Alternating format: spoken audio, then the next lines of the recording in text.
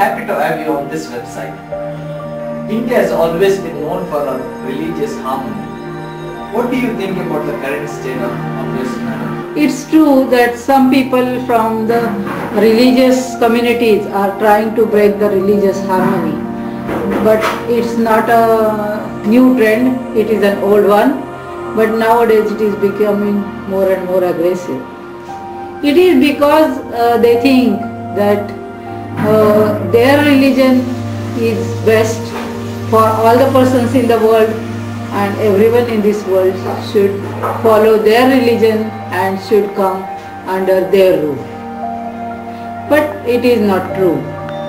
Every religious system has some positive and some negative points. Each one has the fundamental right to follow him or his or her own religious path.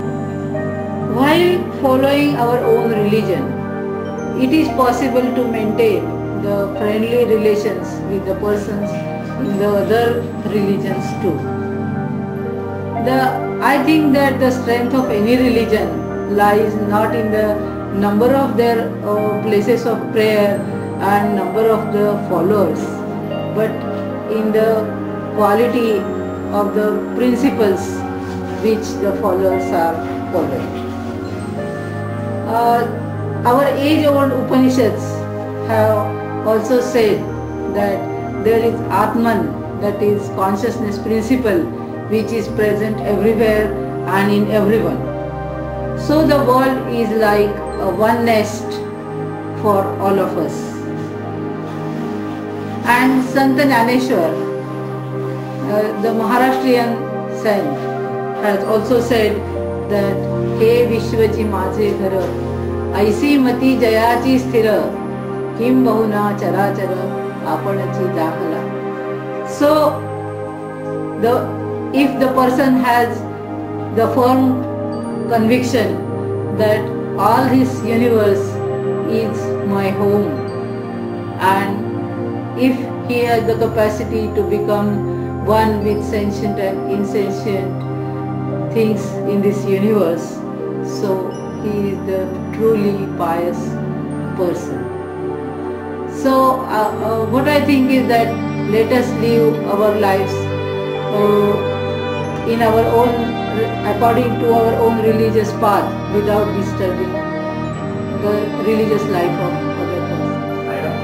As an Indian, also as a researcher in Sanskrit and Puranas, what are some of the steps you suggest towards achieving harmony?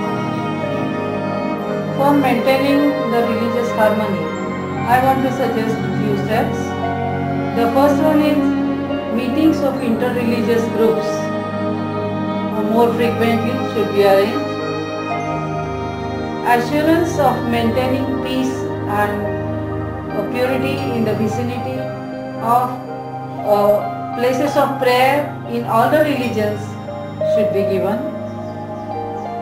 The third point is exchange of philosophical and religious concepts through literature, videos, and such other things should be done. The fourth point is any forceful conversions should be avoided, and each thoughtful conversion should be supported by legal documents and legal witnesses.